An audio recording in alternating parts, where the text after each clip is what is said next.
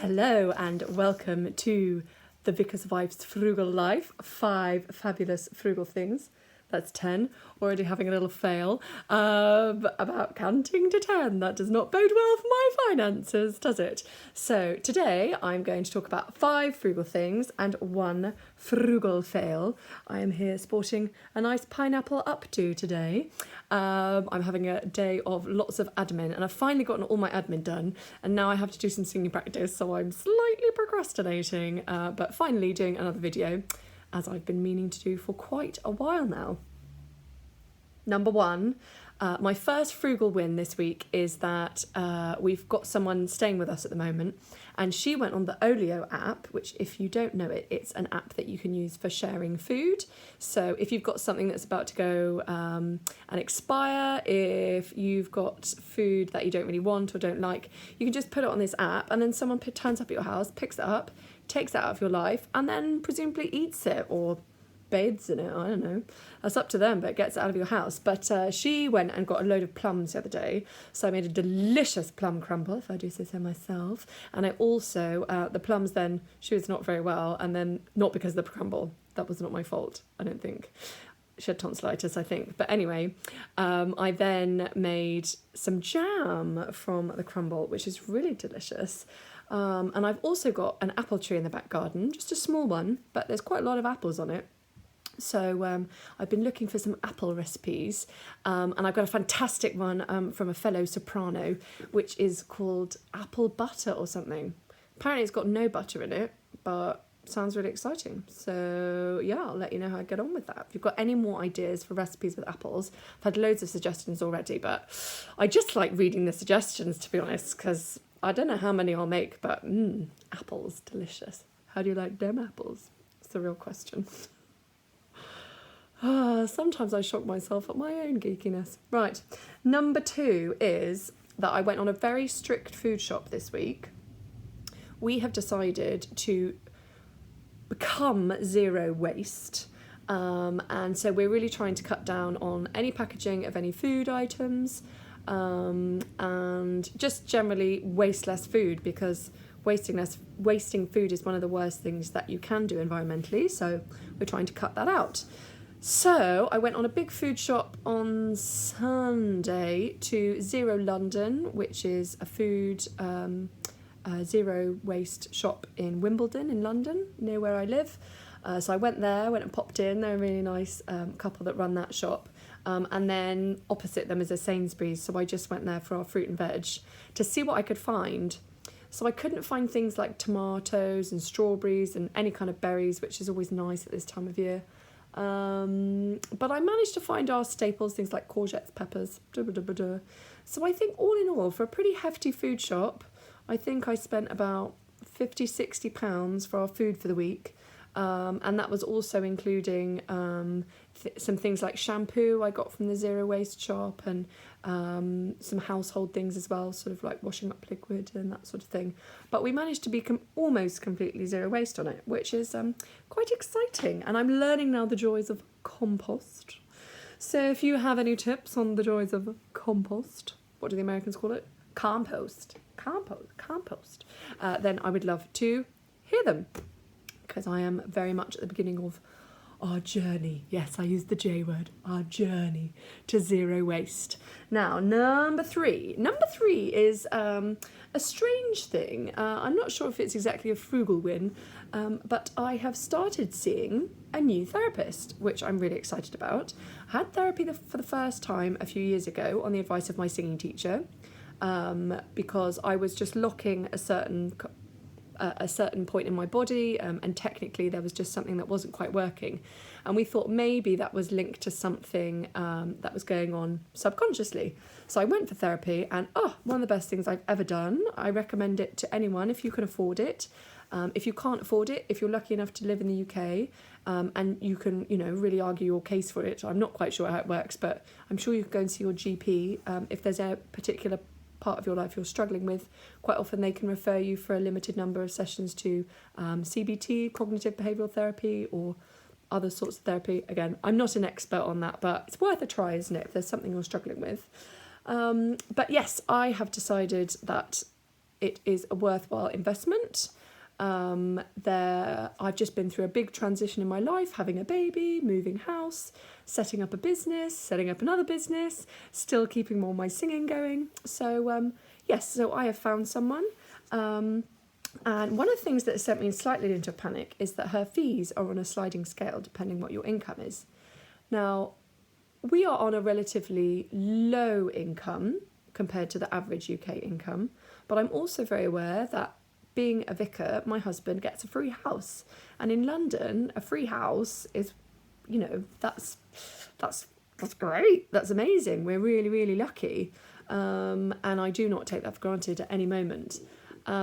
So I decided that I'm just going to have a very frank conversation with her about it, and then let her make the decision of what I pay on the sliding scale, and also explain that we do save a huge amount of our income, and we do quite often live off rice and beans, and we'd have no spend months, and we don't go on fancy holidays, and we don't travel as much as we would like to at the moment because we're working towards financial independence. But also those are decisions that we are making and sacrifices we are making on a daily basis. Whereas a lot of my contemporaries do go on holidays and do, buy new clothes and go out drinking and things. And again, there's no judgment on that, but everyone's different. And the way we choose to spend and save our money is different. Isn't it nice that everyone's different? But debt's rubbish, though. Shouldn't get into debt. Not consumer debt. Mortgages, nah, that's a video for another day. Right. Number 5. Again, not quite a frugal thing that I've saved money on, but I am a singing and piano teacher as well as being a singer. And I absolutely love teaching. I teach a lot through games, and I really love teaching small children piano, weirdly because that's my second instrument, but that's my favourite. And when we first moved to our new area, I had to leave all my students behind because we were moving a couple of hours away from where we lived previously. And then I started in January, and I just had 2 or 3 students, and after Easter I had a couple more, but now I've got 28, and I've got a waiting list of about 10 people, which is a really great feeling. And I hope I continue to do them proud.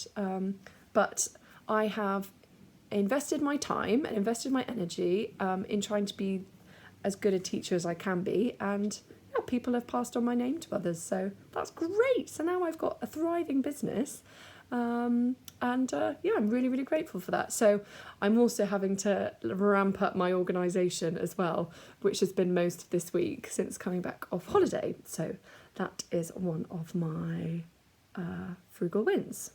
My 5th frugal win is that I went to a charity shop when we were on holiday, and I knew I needed a few different things. I needed a quilt for the beds in our house. When it's summer, it gets quite warm, so you just want a sheet and very thin quilt, and I needed an extra one for one of our spare beds. I needed a pair of knitting needles.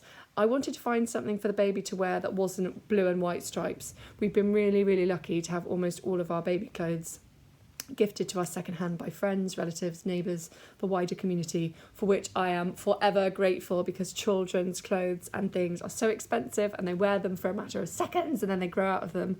But I'm also a little bit fed up of the sort of stereotypical boys' clothes. So I found a really cute little pair of trousers for 75 pence. And also I'm addicted to cut glass pots for keeping things in, and I also like to fill them with coconut oil and give them away as gifts. So I will do a little film of those at the end of this so you can see my bargains.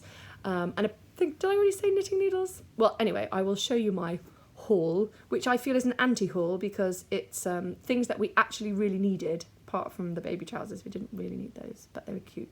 And they were 75 pence and secondhand, so zero carbon footprint there. And yes, I got the whole thing for I think £5.25, which is amazing. And this beautiful blue quilt that's so soft and lovely, and I've washed it and it's just gorgeous, and I'm so pleased with it.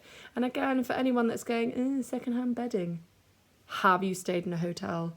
Do you know what goes on in that hotel? Trust me, it's way more gross than whatever has happened to this quilt before. So think about that. I'm just saying. My frugal fail of the week is that when I went for my therapy session yesterday, number one, I meant to run there. And then I thought, no, I don't want to run because I'm meeting her for the first time and I'm going to be really sweaty and I don't want to be this weird sweaty mess.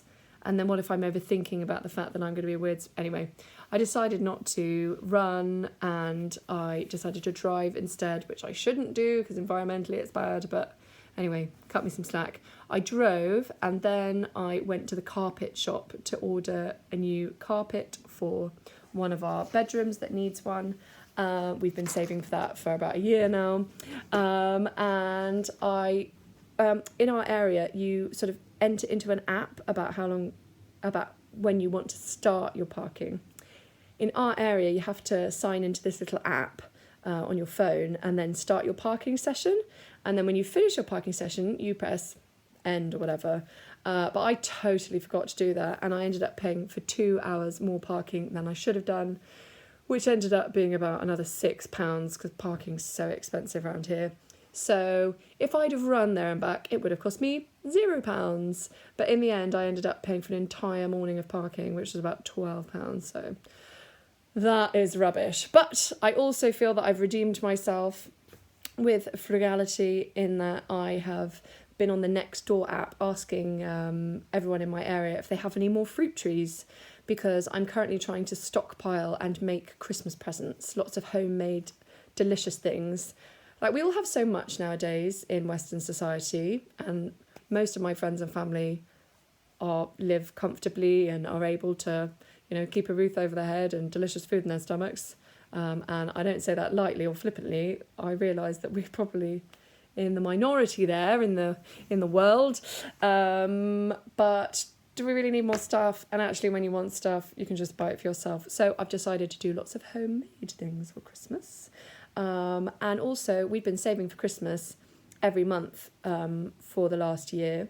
So by December, I should have almost £1,000 saved. Now, we do a lot of entertaining over Christmas, and part of the way that we feel that we can serve our community is by hosting parties and things at our house, inviting people into our home.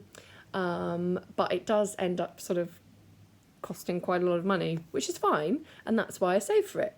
And then you spread the cost. And then I can go into December knowing this is my budget, this is how much Christmas lunch is costing me, this is how much I'm spending on presents. And then January, unlike most people who go into the new year with credit card debt, sorry most people, but you do, then we have the whole of Christmas already paid for and we can start January on the right foot.